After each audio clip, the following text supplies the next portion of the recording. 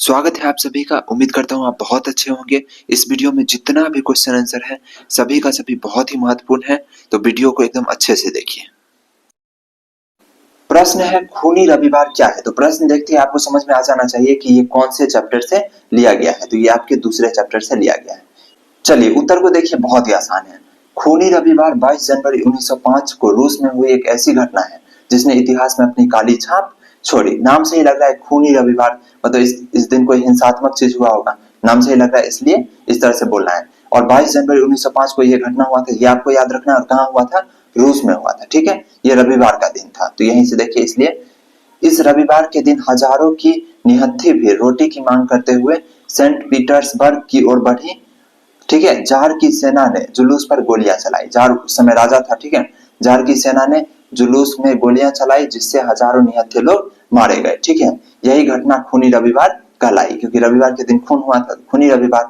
ठीक है, इस तरह से आप इसका स्क्रीनशॉट ले लीजिए। ठीक है, चलिए इसका स्क्रीनशॉट आप ले लीजिए, इसको नोट कर लीजिएगा, इसको याद कर लीजिएगा, क्योंकि ये बहुत ही ज्यादा महत्वपूर्ण हो जाता है। 2020, 2021 और भी कई साल कई बार एग्जाम में ये प्रश्न आ चुका है।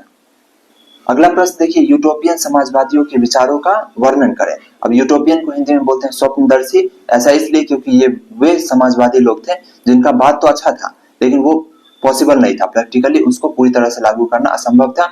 इसलिए उनको स्वप्नदर्शी कहा गया, क्योंकि ये सपना जैसा था। और क्यों था ऐसा, ये आप उत्तर पढ़ के समझ जाएंगे।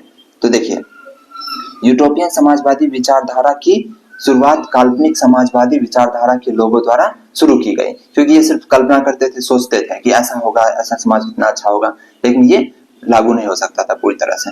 सेंट साइमन, इनका नाम आपको याद रखना है, ये फ्रांसिस के थे, फ्रांस के, और ये पहले स्वप्नदर्शी समाजवादी थे, यानी यूटोपियन समाजवादी। ठीक है, अब चलिए इनका क्या विचार था, ये आपको विचार सुन के ही पता पड़ जाएगा कि क्यों इनको यूटोपियंस यानी स्वप्नदर्शी समाजवादी कहा जाता है। तो उत्तर को देखिए, समाजवाद के असली संस्थापक थे कौन? Saint Simon. इनका विचार था कि श्रमिकों के जीवन स्तर को ऊपर उठाना चाहिए। ठीक है, प्रतियोगिता समाप्त होनी चाहिए। यहाँ देखिए, तो यही पे अजीब बात है, प्रतियोगिता कैसे समाप्त हो सकता है? कंपटीशन कभी खत्म होने वाली चीज नहीं है। जब भी लोग बहुत सारे रहेंगे तो होगा ही किसी भी स्तर पे। ठीक है, उत्पादन धनी वर्ग के हाथ में नहीं छोड़ना चाहिए, ये भी असंभव है, बल्कि उनकी सावधानी से नियंत्रण किया जाना चाहिए जिससे निर्धन श्रमिकों को लाभ हो सके। तो ये सब बात सुनने में तो अच्छा लग रहा है, लेकिन पॉसिबल नहीं है। ठीक है, कुछ उस तरह से, इसलिए आज किसी भी देश में इस तरह का मॉडल नहीं है। आगे देखिए, उसने घोषित किया कि प्रत्येक को उसकी क्षमता के अनुसार कार्य तथा प्रत्येक को उसके कार्य के अनुसार पुरस्कार मिलना चाहिए। ठीक है, ये सब इनका विचार था सेंट साइमन का, जो कि क्या थे? एक स्वप्नदर्शी समाजवादी या यूटोपियंस थे। ठीक है, सेंट साइमन की सामाजिक व्यवस्था चार्ल्स फोरियर ने आगे बढ़ाई। ये दूसरा शख्स है जिसका नाम आपको याद रखना है। ये भी क्या थे? स्वप्नदर्शी समाजवादी या यूटोपियन समाजवादी। अब ये इनका क्या मत है वो आप समझिए। इसने असंख्य निर्धन श्रमिकों की स्थिति में सुधार लाने के लिए सहकारी समुदायों में संगठित करने की योजना बनाई। ठीक है, परंतु इन दोनों की विचारधारा अव्यावहारिक थी, सिद्ध हुई। ठीक है, इन दोनों की विचारधारा अव्यावहारिक सिद्ध हुई, यानी प्रैक्टिकली वो संभव नहीं हो पाया। ठीक है, 1840 ईस्वी के बाद लुई ब्ला, ठीक है, ये तीसरा शख्स है। ठीक है, तो दो का नाम आप जान चुके, ये तीसरा है यूटोपियन समाजवादी। ठीक है, 1840 ईस्वी के बाद लुई ब्ला फ्रांस का सबसे प्रभावशाली काल्पनिक समाजवादी विचारक और नेता था। उसने राज्य में मजदूर के काम के अधिकार और उस अधिकार की प्राप्ति के लिए राष्ट्रीय कारखानों की मांग की। ठीक है, ये सब वो किए। लुई ब्ला का विश्वास था कि किसका विश्वास था? लुई ब्ला का। लुई ब्ला का विश्वास था कि आर्थिक सुधारों को प्रभावशाली बनाने के लिए पहले राजनीतिक सुधार आवश्यक है। यहाँ पे आप समझिए, तो आर्थिक सुधार तो ठीक है, लेकिन राजनीतिक सुधार भी जरूरी है। यानी प्रशासनिक जो व्यवस्था है, सरकार जिस तरह से चल रहा है, उसमें भी सुधार की जरूरत है, और ये सही बात है। ठीक है, तो इन लोगों का बहुत बात सही भी था, और कुछ बात, सब बात तो खैर सब सही था, लेकिन वो व्यवहारिक नहीं था। ठीक है, फ्रांस से बाहर ब्रिटेन में रॉबर्ट ओवन, सबका नाम आपको याद करना है। सब क्या है? स्वप्नदर्शी समाजवादी। William Thomson, Thomas Hodgskin, John Gray जैसे काल्पनिक समाजवादी विचारक थे। ठीक है, इन सब का नाम आप याद कर लीजिए। ठीक है, और इन सब के बारे में नहीं लिखा है क्योंकि और लंबा हो जाता। ठीक है, दो तीन के बारे में जान लेना है आपको, क्योंकि ये दीर्घोत्तरीय है, तो आपको लिखना पड़ेगा। यूटोपियन समाजवादियों के विचार समाजवादी आंदोलन के विकास में महत्वपूर्ण योगदान दिया। ठीक है, हालांकि उनके विचार को पूरी तरह से लागू करना संभव नहीं हो पाया, लेकिन उनके आदर्शों ने समाज में सुधार की दिशा में कई प्रयास को प्रेरित किया। ठीक है, तो इनका कंट्रीब्यूशन रहा। ठीक है, उनके द्वारा प्रस्तुत समानता, न्याय और सामूहिक स्वामित्व के सिद्धांत आज भी समाजवादी विचारधारा की एक महत्वपूर्ण हिस्सा है। तो इस तरह से आपको खत्म कर देना है अच्छा पढ़ाई करके। ठीक है, और इस तरह से ये उत्तर हो गया, बेहतरीन उत्तर है और आपको समझ में भी आ गया होगा कि क्या है ये चीज, और उम्मीद है आपको मजा आया होगा। तो इसका स्क्रीनशॉट ले लीजिए, प्रश्न यहाँ से शुरू है, तो इसका स्क्रीनशॉट ले लीजिए, फिर ये है इसका ले लीजिए, फिर यहाँ ले लीजिए, और ये भी इसका स्क्रीनशॉट ले लीजिए। ठीक है, तो इस तरह से आप याद कर लीजिए आज के आज। ठीक है, और मजा आ जाएगा, आप नोट कर लीजिए अपने नोटबुक में, और ये बहुत ही महत्वपूर्ण है, इस बात को याद रखिए। और वीडियो अच्छा लगा है तो इसको लाइक सब्सक्राइब कर दीजिए, और इसी तरह से पहला चैप्टर का जितना भी महत्वपूर्ण प्रश्न है उन सब का वीडियो एक ही वीडियो में दिया हुआ है, उसका लिंक आपको डिस्क्रिप्शन में मिल जाएगा, तो उसको जरूर देख लीजिए। बौद्धिक जागरण में रूसी क्रांति को किस प्रकार प्रभावित किया? तो कहने का मतलब बौद्धिक जागरण ने रूसी क्रांति को किस प्रकार प्रभावित किया? तो प्रश्न हो सकता है आप समझ गए होंगे। तो इसमें क्या बोला है कि बौद्धिक जागरण रूस की क्रांति को कैसे प्रभावित किया? तो बौद्धिक जागरण है क्या, उसको समझिए। तो बौद्धिक जागरण जैसा कि नाम से ही स्पष्ट है कि बुद्धि को जगाना। तो किसी भी क्रांति को करवाने के लिए लोगों को जगाना पड़ेगा, लोगों को बोलना पड़ेगा कि मतलब आपके साथ क्या अन्याय हो रहा है, आपके साथ दिक्कत हो रहा है, आपको इससे बेहतर जिंदगी मिलेगी इस क्रांति को करने के बाद। तो ये सब हुआ होगा, तो यही बात इसमें बताना है आपको। बेहतरीन उत्तर है, क्योंकि ये लघु उत्तरीय है 2 अंक वाला, तो ये छोटा ही रहेगा। ठीक है, दोनों का दोनों प्रश्न लघु उत्तरीय ही पूछा गया था 2024 में। चलिए उत्तर को ध्यान से सुनिए।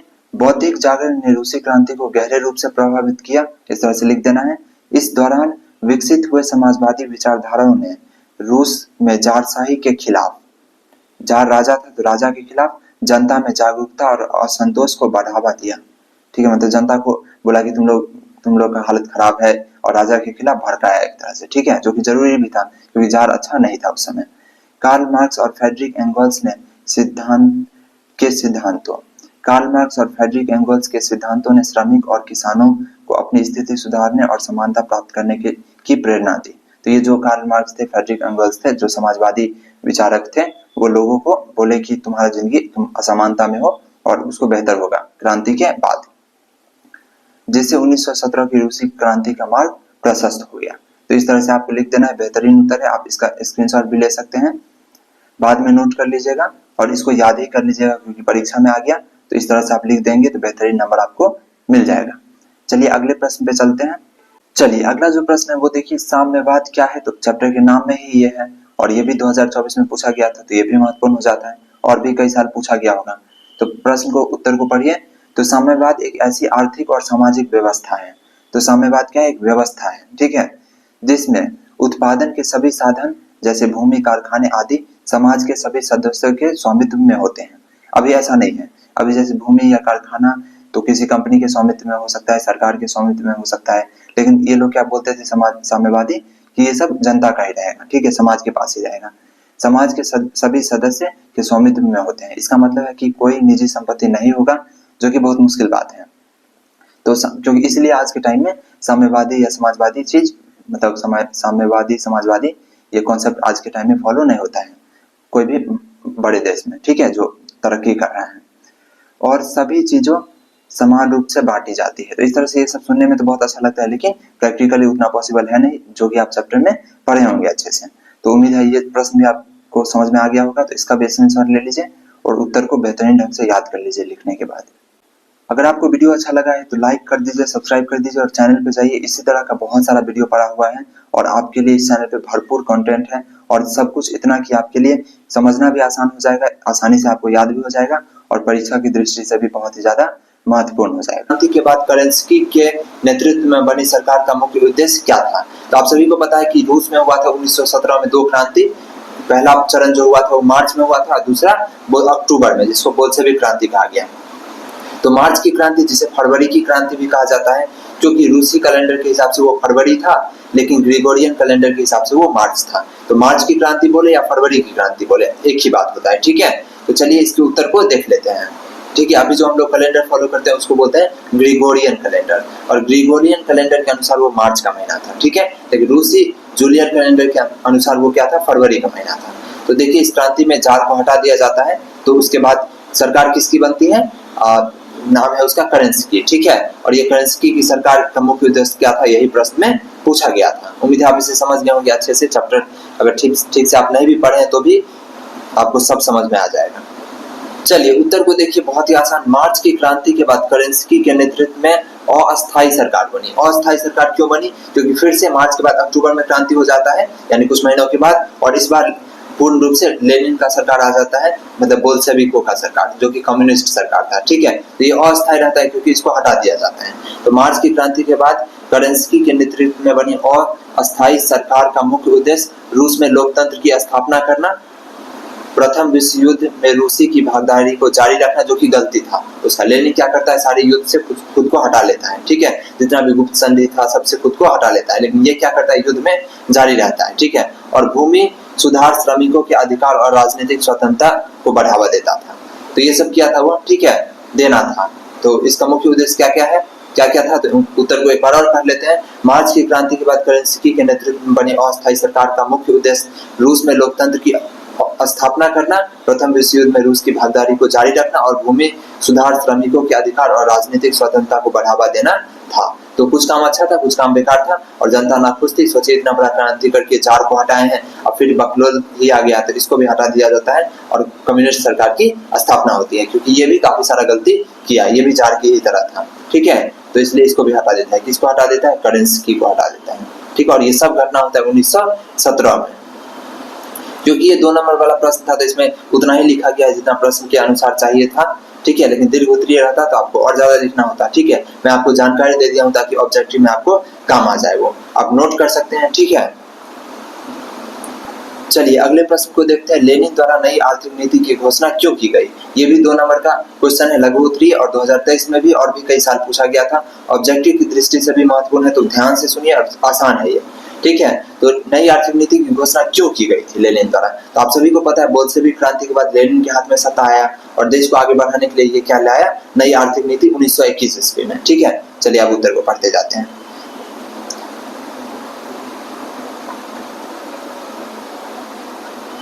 तो उत्तर इस प्रकार से, लेनिन ने 1921 में नई आर्थिक नीति एनईपी, न्यू एजुकेशन पॉलिसी की घोषणा इसलिए की क्योंकि गृह युद्ध के बाद रूसी अर्थव्यवस्था बर्बाद हो चुकी थी। गृह युद्ध का क्या मतलब है? क्योंकि देश के अंदर ही लड़ाई हुआ, जार को हटाने के लिए देश के अंदर ही युद्ध हुआ, गृह युद्ध हुआ, देश के अंदर ही कॉन्फ्लिक्ट हुआ।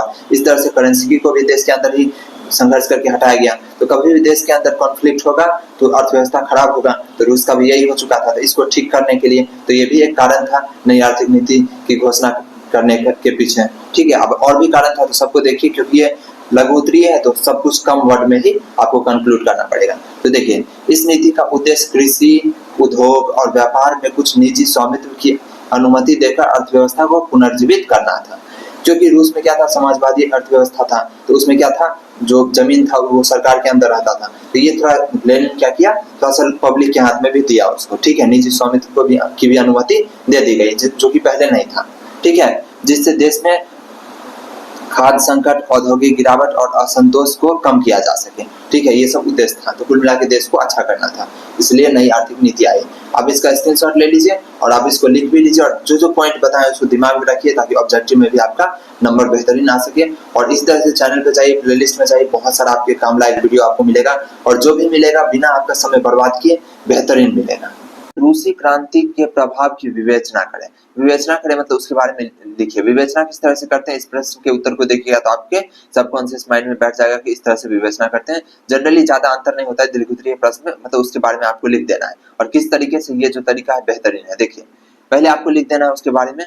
तो रूसी क्रांति 1917 का दुनिया पर गहरा प्रभाव पड़ा, ठीक है। आप इसको और बड़ा कर सकते हैं, क्योंकि परीक्षा में आपको बड़ा करना होता है, तो सब कुछ तो आपको याद नहीं रहेगा। अगर कम याद रहेगा तो इसी को एक बड़ा कर दीजिएगा। रूसी क्रांति जो कि 1917 में हुआ था, इस तरह से आप लिख दीजिएगा तो और बड़ा हो जाएगा, ठीक है।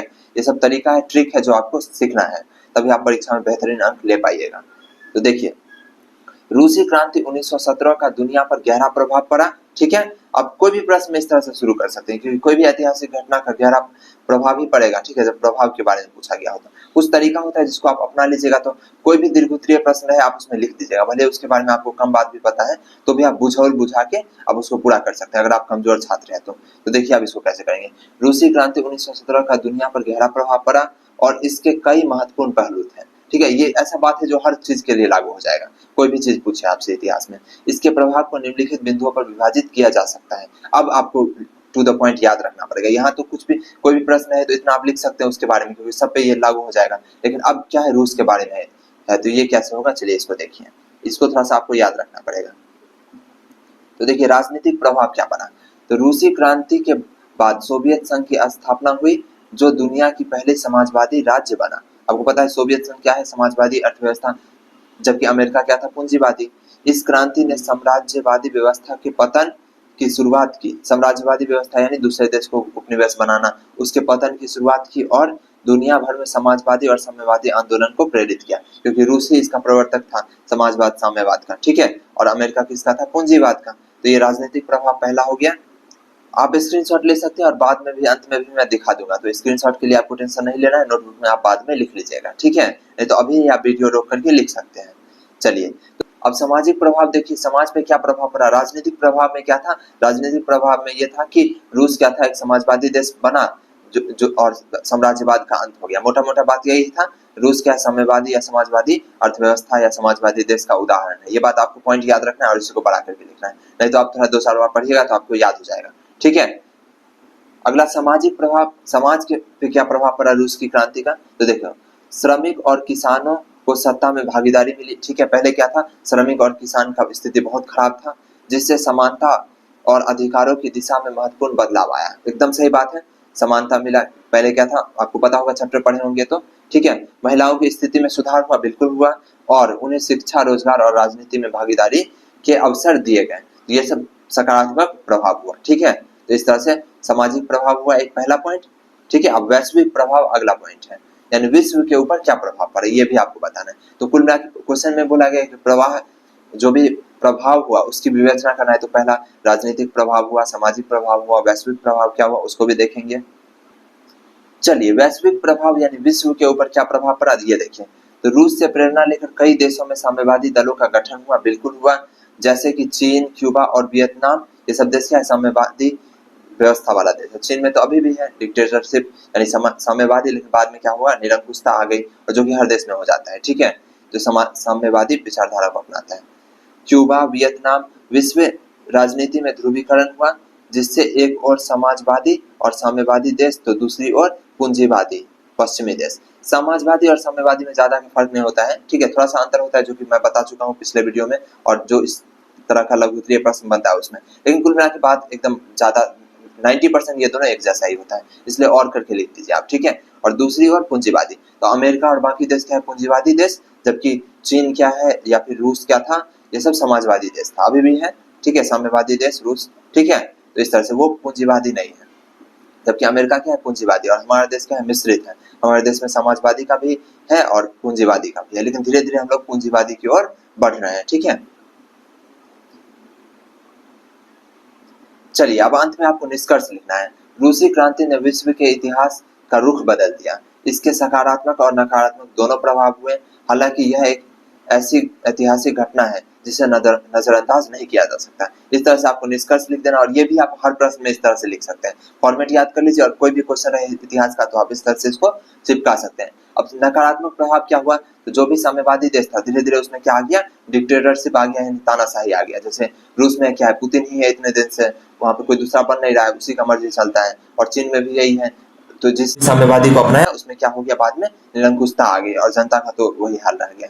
ठीक है, तो ये चीज नकारात्मक प्रभाव भी हुआ। इस तरह से लिखना नहीं, क्योंकि 150 शब्द में ही आपको पूरा करना है। ठीक है, तो ये शब्द सीमा के अंदर है। अब इसका स्क्रीनशॉट ले लीजिए, मैं एक एक करके दिखा देता हूँ। चलिए यहाँ से ले लीजिए, चलिए ले लीजिए इसका,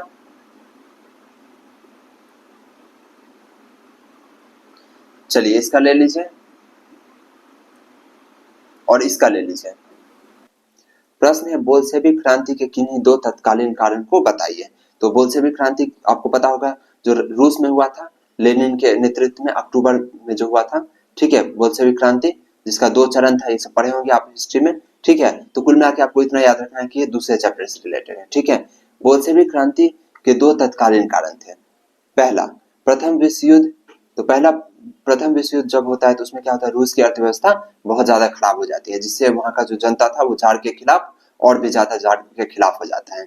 ठीक है, क्योंकि देश के अंदर स्थिति खराब था, युद्ध में काफी खर्चा हो जाता है। तो देखिए प्रथम विश्व युद्ध पहला कारण था, तो इस तरह से लिख देना प्रथम विश्व युद्ध। ये क्या है, पहला तत्कालीन कारण है, क्योंकि तत्कालीन कारण पूछा गया है तो युद्ध तो तत्कालीन कारण ही था।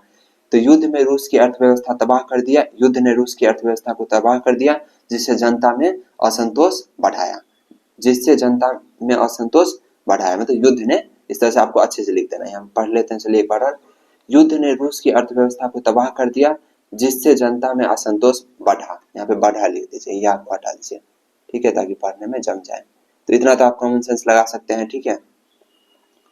चलिए अगला देखिए, जार के शासन की अक्षमता, यानी जार के शासन में क्षमता नहीं था, और ये तो बहुत मेन कारण था। देखिए जार निकोलस द्वितीय का शासन अक्षम और निरंकुश था, जिससे क्रांति का मार्ग प्रशस्त हो गया। तो दो तत्कालीन कारण दे देना है, एक प्रथम विश्व युद्ध में रूस की अर्थव्यवस्था को खराब कर दिया, वो पहला कारण, और दूसरा कारण जार की अक्षमता, यानी जार की बुराई कर देना है आपको। इस तरह से लिख दीजिएगा उत्तर, तो आपको बेहतरीन अंक मिलेगा, और ये 2 अंक का ही है, मस्त याद कर लीजिए आप इसको। तो इसका स्क्रीनशॉट आप ले सकते हैं।